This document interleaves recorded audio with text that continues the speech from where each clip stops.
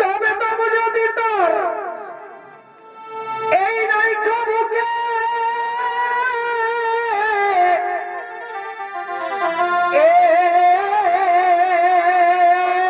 বারে ভাইরে অপিরিতি করেছিলি কারো চোখে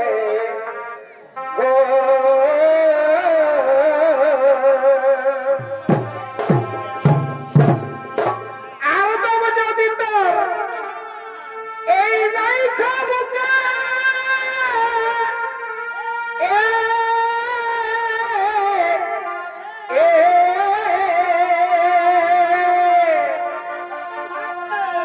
অপিরিতি করেছিলি কারো চোখে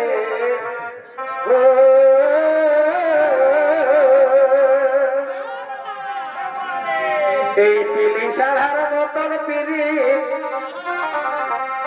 এই পিলি সারার মতন পিড়ি তোরা করছি গোপনে তোরা করছি গোপনে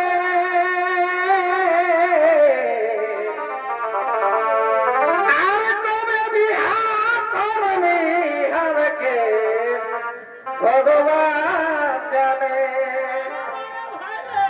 এই পিলি সারার মতন পিড়ি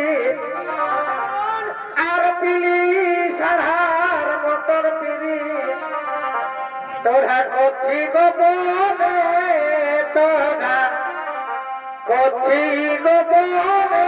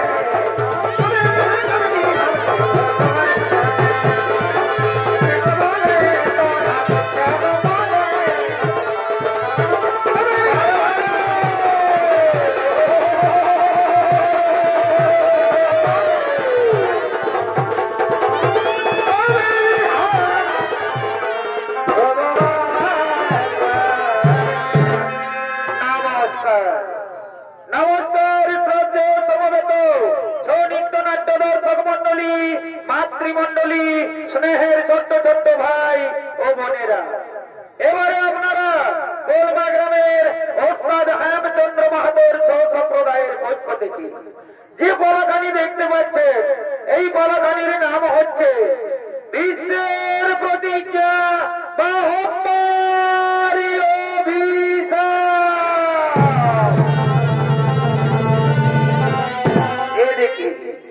এদিকে বৈকুণ্ঠে সুমেরু পর্বতের উপরে মহামণি বৈশিষ্ট্যের অতি মনোরমা আশ্রম।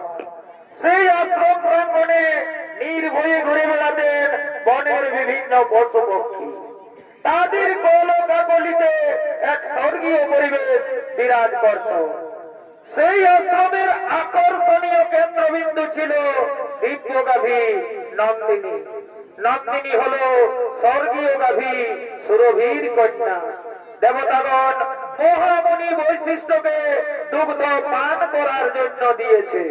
তাই মহামণি বৈশিষ্ট্য তার দিব্যগাভী নন্দিনীকে নিয়ে চলেছে তার আশ্রমের দিকে।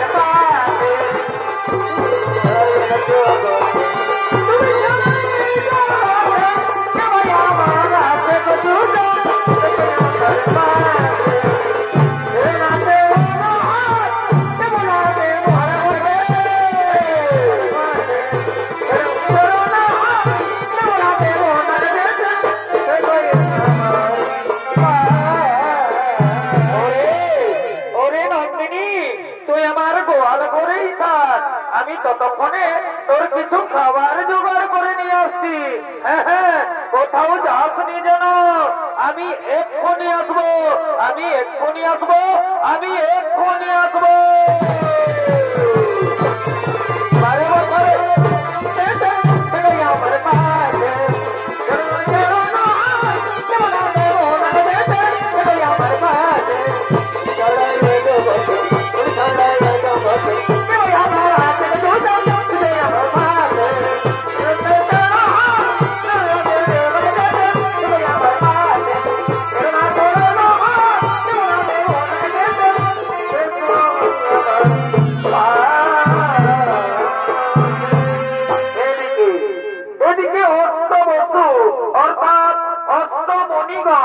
তারা চলেছে মহামণি বৈশিষ্ট্যের অতি মনোরমা আশ্রম দর্শন করার জন্য সুমেরু পর্বতের দিকে।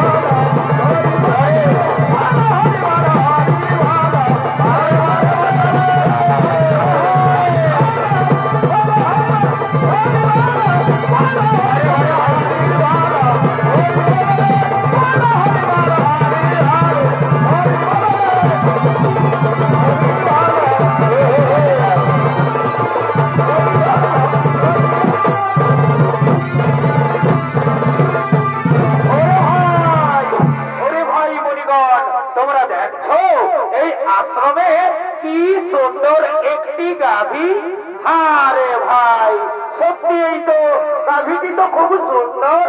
আরে ভাই শোন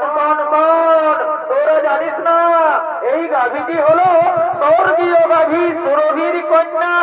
দেবতাগণ মহামুনি বৈশিষ্ট্যকে দুগ্ধ পান করার জন্য দিয়েছে। এই গাভীর দুগ্ধের এমনই গুণ, যদি মর্তবাসী একবার পান করতে পারে তাহলে তাদের 100 বছর পর্যন্ত পরমায়ু বৃদ্ধি পায়। এই গাভীর গুণগান শুনে প্রভাস ঋষির স্ত্রী ছুটতে ছুটতে আসছে।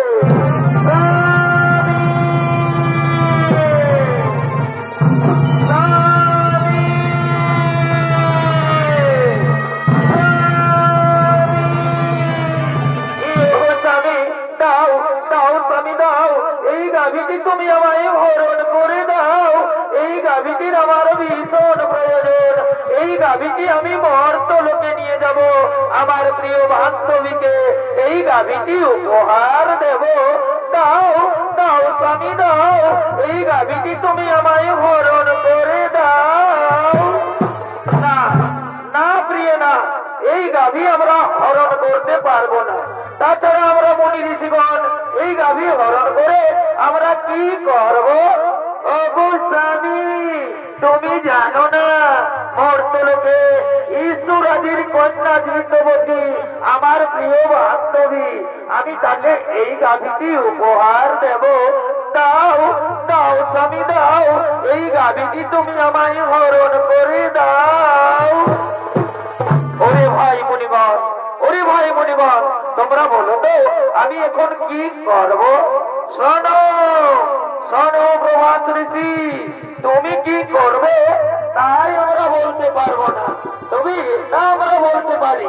এই গাভী তুমি যদি হরণ করো তাহলে মহামুনি বৈশিষ্ট্য আমাদের কাউকেই ছাড়বে না।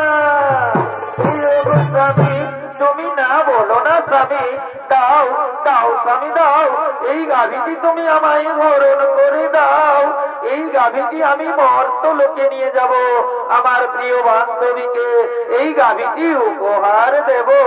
দাও দাও স্বামী দাও, এই গাভীটি তুমি আমায় হরণ করে দাও। ওরে ভাই মুনিগণ, ওরে ভাই মুনিগণ, তোমরা একটু দাঁড়াও, আমি এক্ষুনি এই গাভীটি হরণ করে নিয়ে যাচ্ছি। হ্যাঁ হ্যাঁ চলো স্বামী, চলো চলো চলো, এক্ষুনি এই গাভীটি আমরা হরণ করবো।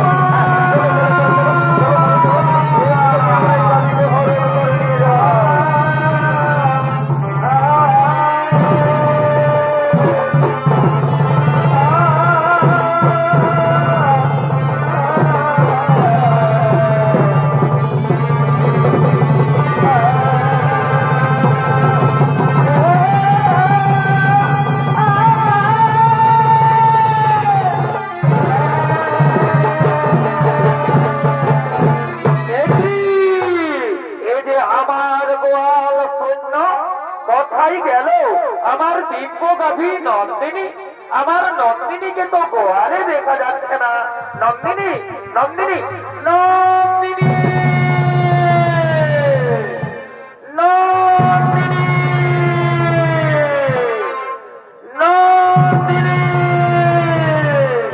তাই তো আমার দিব্য গাভী নন্দিনীকে তো কোথাও দেখতে পাওয়া গেল না। তাহলে নিশ্চয় নিশ্চয় আমার গাভী নন্দিনীকে কেউ হরণ করে নিয়ে গেছে। হ্যাঁ হ্যাঁ, আমায় ধ্যান যোগে দেখতে হবে কোথায় গেল আমার দিব্য গাভী নন্দিনী। ও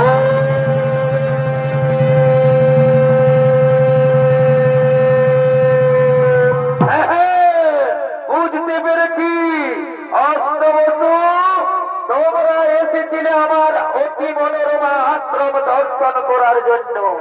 তোমরা আমার দিব্য গাভী নন্দিনীকে হরণ করে নিয়ে গেছো মর্তলোকে। যাও, আমি তোমাদের অভিশাপ দিচ্ছি, মর্তলোকে মানব কুলে জন্ম নেবে তোমরা।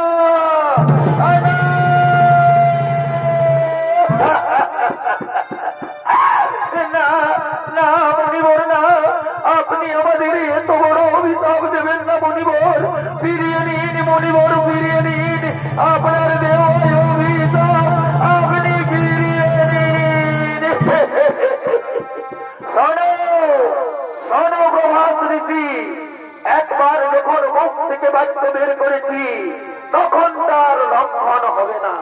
অভিশাপ তোমাদের বলবেই, তোমাদের মুহূর্ত লোকে মানব কুলে জন্ম নিতেই হবে। মুহূর্ত লোকে যদি আমাদের মানব কুলে জন্ম নিতেই হয়, তাহলে আপনি আমাদের মুক্তির উপায় বলে দিন। শোনো শোনো প্রভাত ঋষি, যাও মুহূর্ত লোকে দেবী গঙ্গার গর্ভে মহারাজ শান্তনুর ঔরসে জন্ম নেবে তোমরা। বাকি 7 জন ঋষি যারা তোমার সঙ্গে ছিল তাদের অপরাধ একটু কম, তাই তারা জন্মের পরেই মুক্তি লাভ করে ফিরে আসবে এই গোলকে। আর যেহেতু তুমি তোমার স্ত্রীর কথাই আমার দিব্যগাভী নন্দিনীকে হরণ করে নিয়ে গেছো মুহূর্ত লোকে, সে কারণে তোমাকে সারা জন্ম কাটাতে হবে মুহূর্ত লোকে। জন্মের সময় তোমার নাম হবে দেবব্রত, পরক্ষণে ভীষণ প্রতিজ্ঞা করার ফলে তোমার নাম হবে বিষ্ণু। এই আমার আশীর্বাদ, এই আমার অভিশাপ।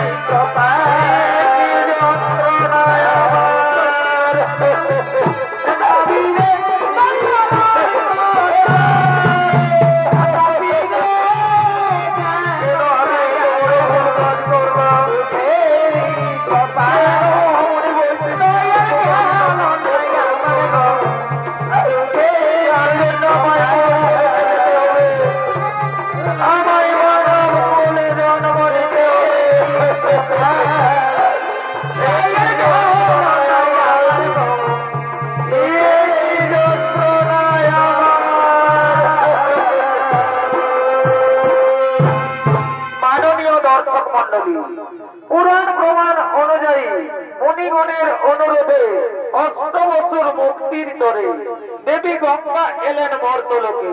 মহারাজ শান্তনুর ঔরসে দেবী গঙ্গার গর্ভে জন্ম নিলেন 8 বছর। 8ম গর্ভে জন্ম নিলেন প্রভাত ঋষি। জন্মের সময় তার নাম হয় দেবব্রত, পরক্ষণে ভীষণ প্রতিজ্ঞা করার ফলে তার নাম হয় বিশ্ব। আর এদিকে কাশী রাজের কন্যা অম্বা, সে সভাধিপতি শাল্যরাজের প্রেমে পড়েছে। তাই সভাধিপতি শাল্যরাজ ছুটে চলেছে অম্বার সঙ্গে দেখা করার জন্য নির্জনে।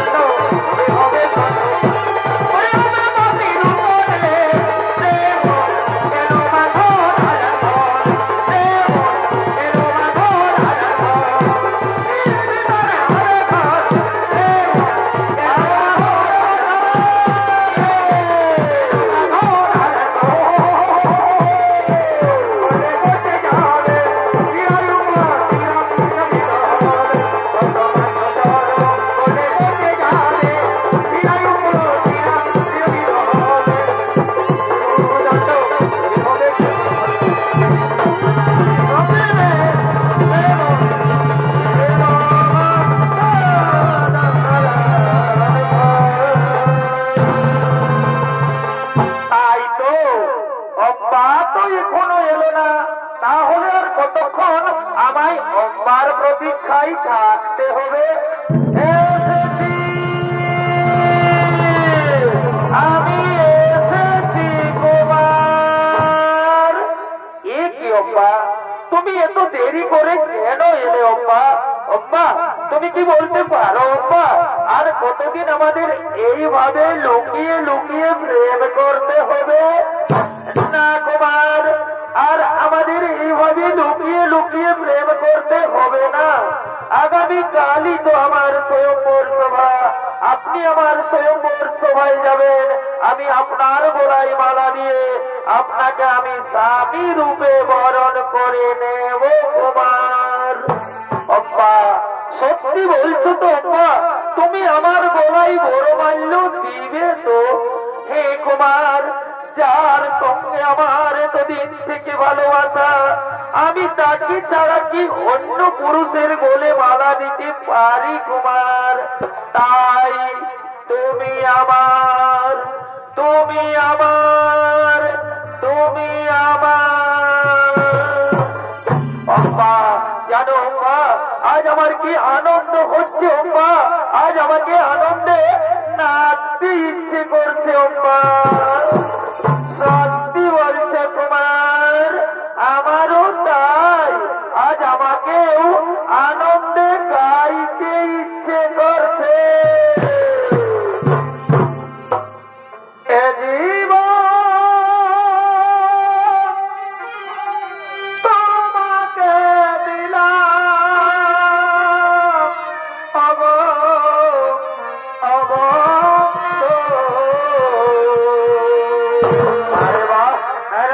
তুমি শুধু ভালোবাসা দিও,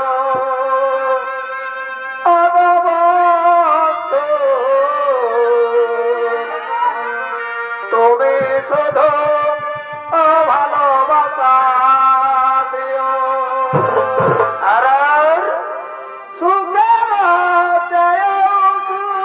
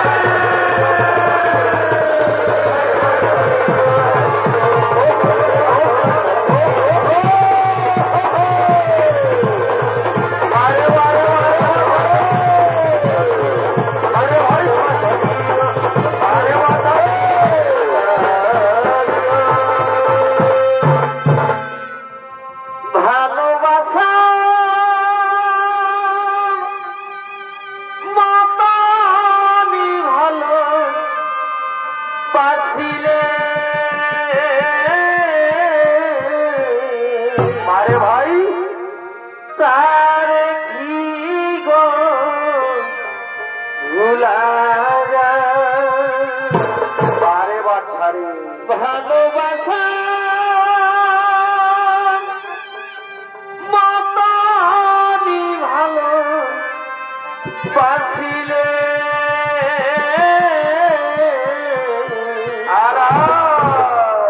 তার কি গো ভুলা ক্ষণিকের ভুলে আরা বিরহ মন থেকে কি তারে মুছা যায় বারে বারে বারে ভাই তারে কি গো ভুলা যায় ভালোবাসা মতনি ভালো বাসিলে বারে বারে বাসিলে তারে কি গো ভুলা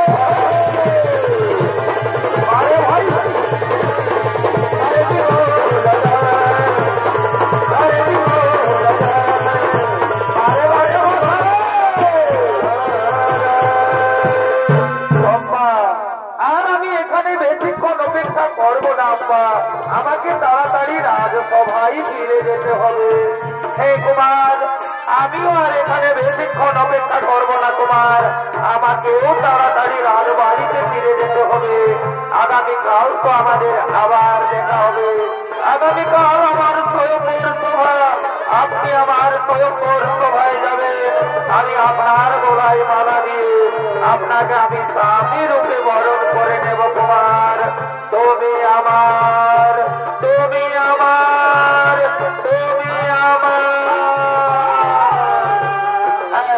চলো চলো এখন আমরা নিজ নিজ গৃহে ফিরে যাই এখন আমরা নিজ নিজ গৃহে ফিরে যাই হে কুমার আগামীকাল তো আমাদের আবার দেখা হবে আগামীকাল আমার স্বয়ংবর সভা আপনি আমার স্বয়ংবর সভায় যাবেন আমি আপনার অপেক্ষায় থাকবো কুমার আমি আপনার অপেক্ষায় থাকবো চলো চলো কুমার এখন আমরা নিজ নিজ গৃহে ফিরে যাই এখন আমরা নিজ নিজ গৃহে ফিরে যাই আগামীকাল তো আমাদের আবার দেখা হবে আগামীকাল আমার স্বয়ংবর সভা আপনি আমার স্বয়ংবর সভায় যাবে আমি আপনার গলায় মালা দিয়ে আপনাকে আমি স্বামী রূপে বরণ করে নেব কুমার চলো চলো কুমার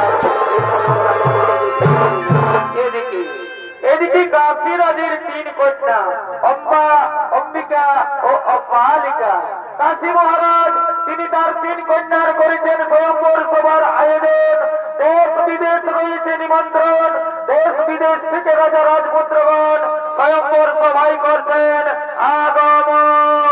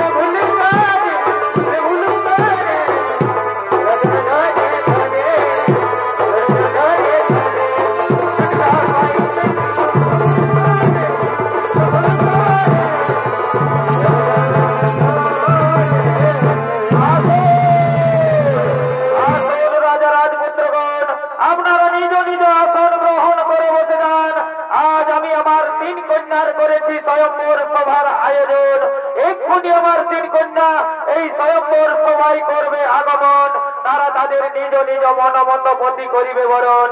আপনারা বসে যান, আপনারা বসে যান, আপনারা নিজ নিজ আসন গ্রহণ করে বসে যান।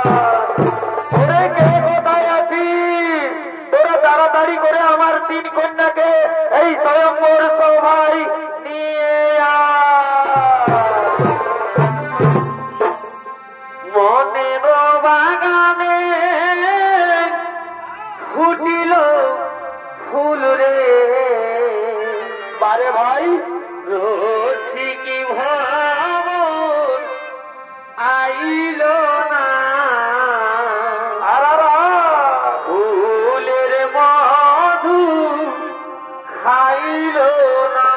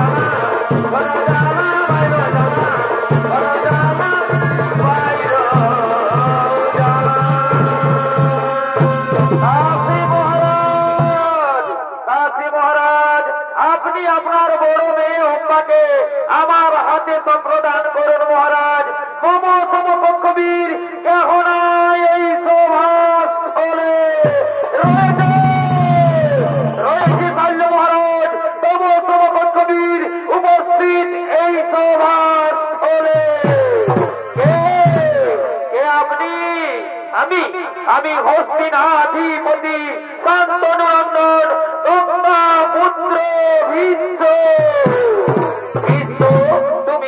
তুমি এসেছো এই স্বয়ম্বর সভায়। আরে আরে দেখ দেখ দেখ দেখ দেখ বিশ্ব এসেছে এই স্বয়ম্বর সভায়। বিশ্ব 80 বছর বয়সে নিজেকে যুবক প্রমাণ করার চেষ্টা করছে রে।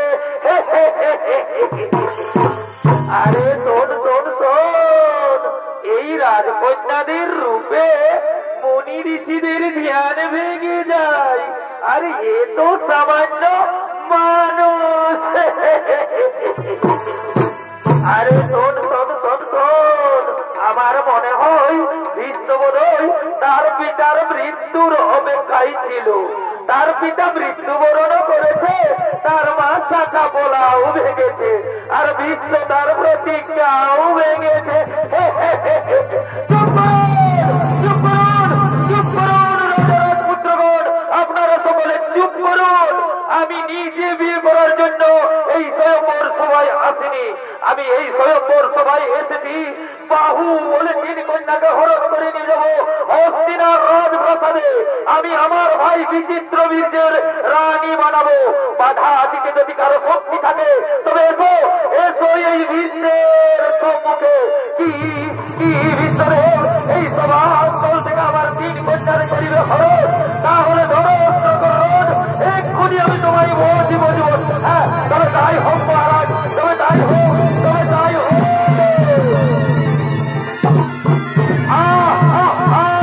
চলে এসো, চলে এসো, আমাদের ছেড়ে দিন, আমাদের ছেড়ে দিন, আমাদের। ওরে রাজা রাজপুত্রগণ, তোমরা সকলে মিলে করো আক্রমণ। বিশ্বদেব আমার 3 কন্যারে করিল হরণ। এ কি লজ্জা মোর, পারিনু রক্ষিতে আমি নিজ কন্যারে। এ কি লজ্জা মোর।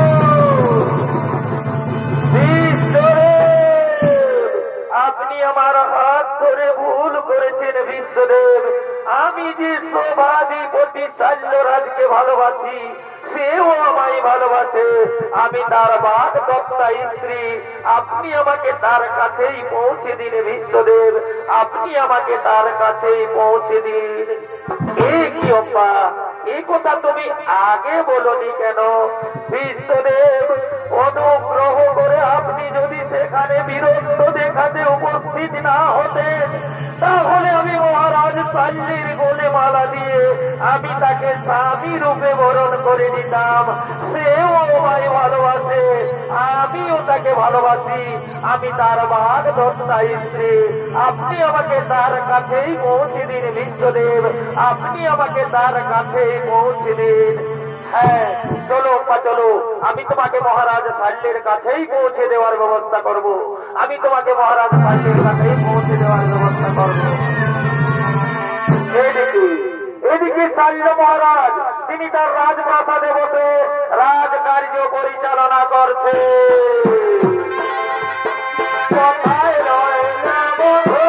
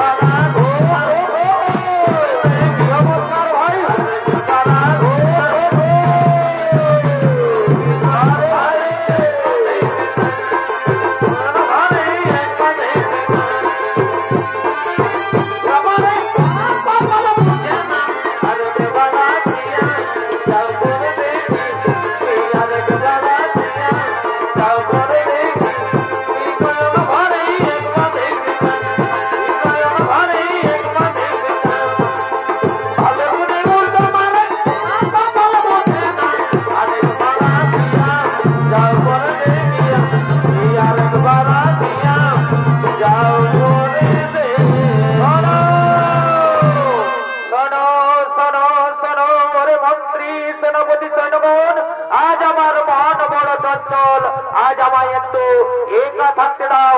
আজ সবার কাজ কিছু হবে না, আজ তোমরা নিজ নিজ কক্ষে ফিরে যাও। আজ আমায় একটু একা থাকতে দাও, আজ আমায় একটু একা থাকতে দাও, আজ আমায় একটু একা থাকতে দাও।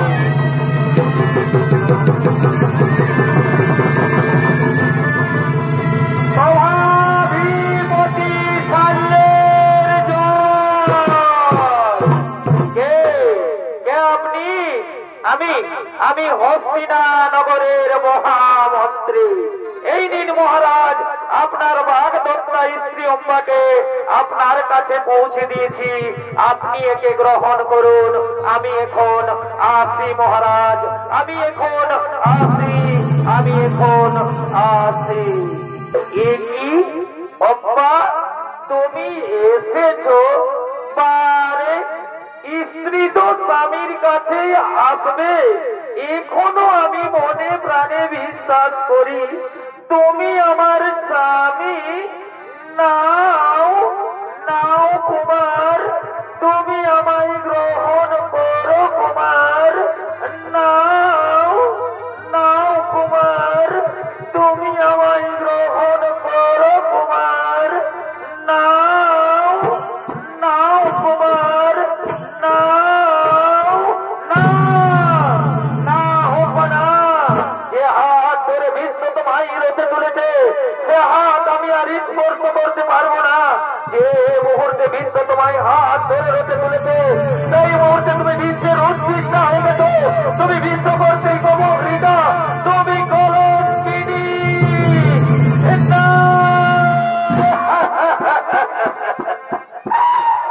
ক্ষত্রিয় সমাজের কলঙ্ক সাইরাজ আজ আমায় বলছে কলঙ্কিনী। চুপ করো দুর্বিষণ নারী, আমি আবার বলছি, যে হাত ধরে বিশ্ব তোমায় রোদে তুলেছে, সে হাত আমি আর স্পর্শ করতে পারবো না।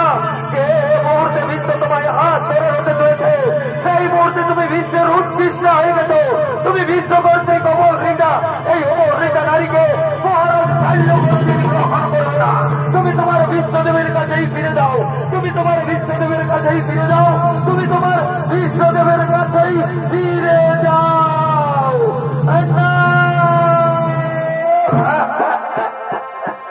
দীনবন্ধু রে,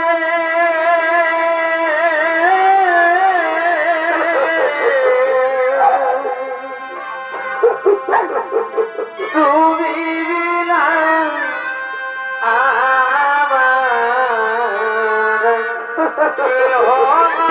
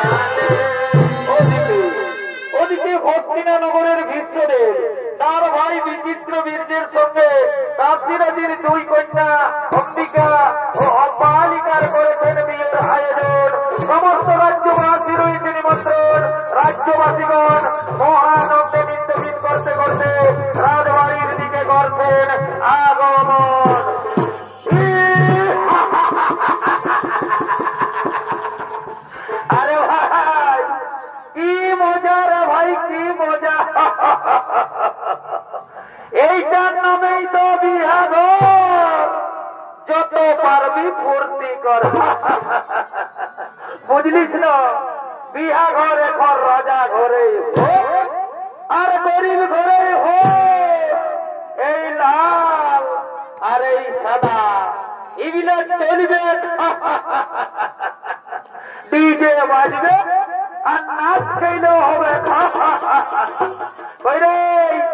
এই কালিন্দী বাবুরা আয় আয় তাড়াতাড়ি আয় আয় আয় আয় তাড়াতাড়ি আয়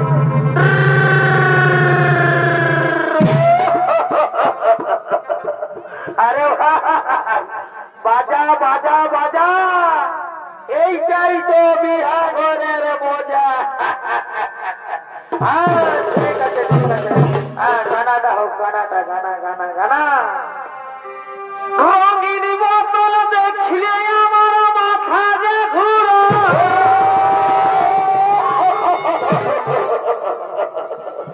আরে ভাই এই রঙিন মালটা হচ্ছে বিদেশি মাল এই মালটা টানিয়ে দিতে দিতে না আমাকে শ্রদ্ধা করে দেই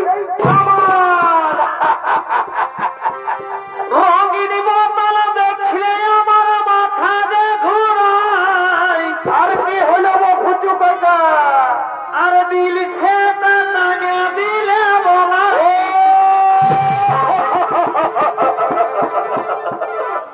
আরে ভাই এই দিলছে মালটা হচ্ছে আমাদের দেশি মাল বুঝলে না ওই জন্য এই রাজারটা অনেক বেশি ও মন গেল হরে মাছে মন আর গেল হরে মাছে পারে ভাই নাচে নুচে ঘাটে দিব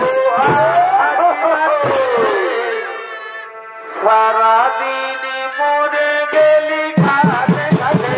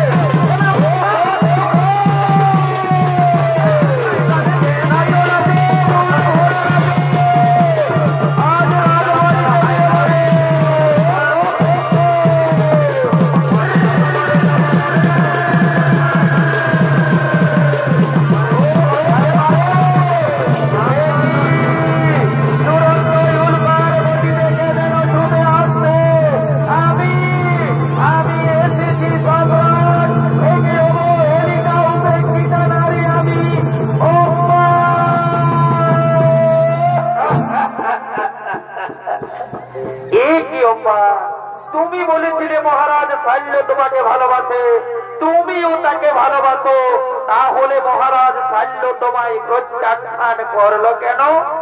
আপনার জন্য আপনি আমার হাত ধরে রথে তুলেছেন বলে মহারাজ শাল্য বলেছে এ হাত সে আর স্পর্শ করবে না। এই কি অম্বা, এই মাত্র অপরাধ? চলো চলো অম্বা, আমি তোমাকে নিজে মহারাজ শাল্যের কাছে পৌঁছে দেব, আমি মহারাজ শাল্যের কাছে ক্ষমা চাইব। না, আজ আর আমি মহারাজ শাল্যের কাছে ফিরে যাব না।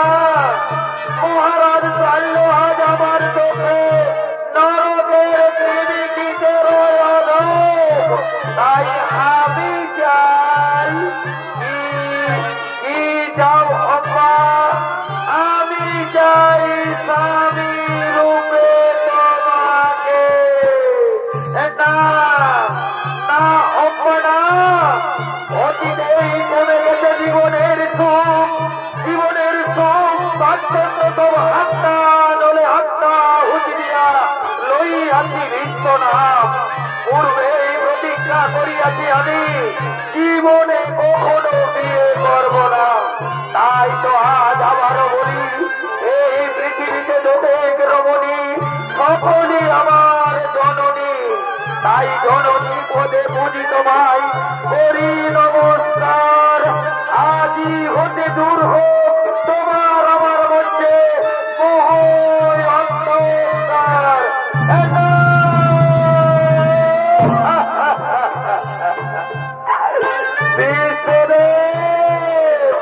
তুমি বিশ্ব নাম ধরি জগতে পাইলে পূজা, আর আমি বিশ্বের উচ্ছিষ্ট বলি লইব ভিক্ষার।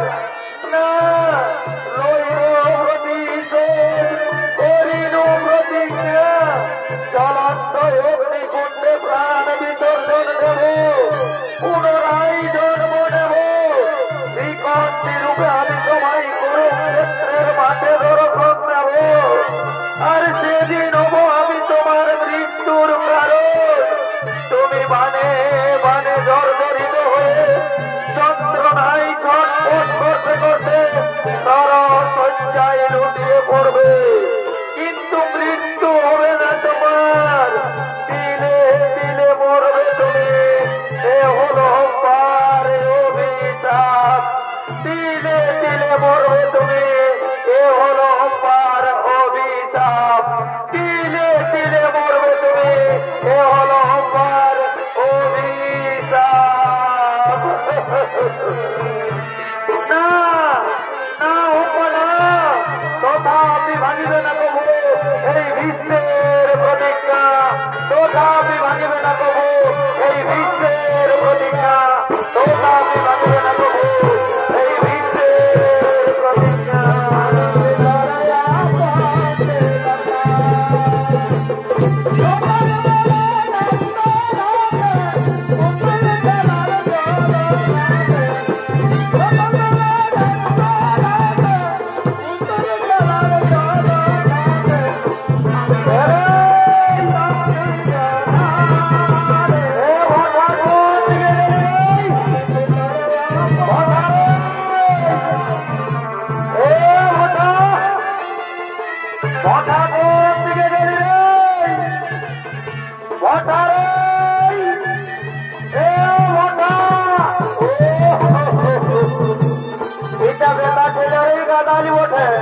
কিন্তু আমাদের ভটাকে তো দেখাতে নাই। আর একবার ডাকবো, ভাই তো ভালোই, নাই তো আপন ছোট ছোট ঘরে যাবো। আর একবার ডাকি দাদা, ভটা ভটা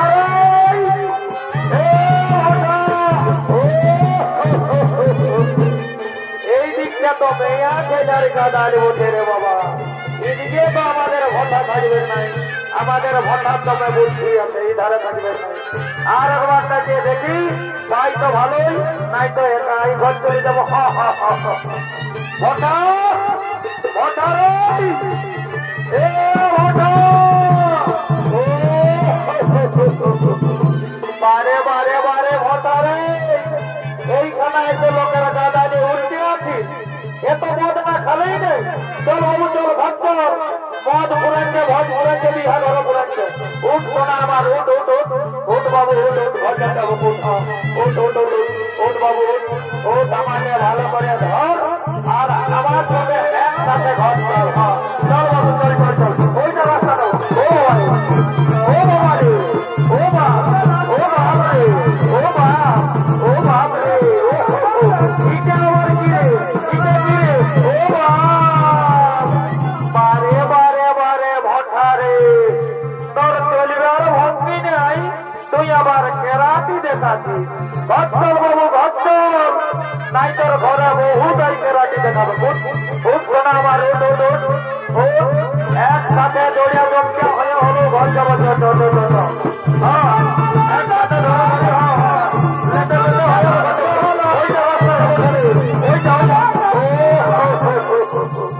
এই সালা মাতালের সঙ্গে আছে আমার মহা ফের হয়ে গেল রে ভাই তবে আমার তো মনে হচ্ছে দাদা আমাদের মাতালের রিচার্জ দাম পুরাই যায় ইয়াকে রিচার্জ মারতে হবে ইয়াকে 149 টাকা রিচার্জ মারিয়ে দিলেই একদম সিধা ঘর দাঁড়া রে বাবু দাঁড়া দাঁড়া রিচার্জ মারিয়ে দিচ্ছি দাঁড়া দাঁড়া দাঁড়া নাম্বারটা খেয়াল করছি না রিচার্জটা মারছি দাঁড়া হাত লাগুছি হাতে যেতে দাঁড়া দাঁড়া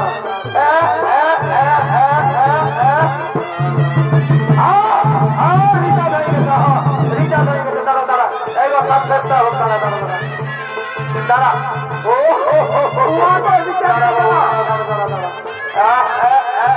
দাঁড়াও দাঁড়াও এই গ্যাসটা টুকু ছাড়ো গ্যাসটা টুকু ছাড়ো গ্যাসটা ছাড়ো গ্যাসটা ছাড়ো ভাই গ্যাসটা ছাড়ো ঠিক আছে ঠিক আছে ঠিক আছে ঠিক আছে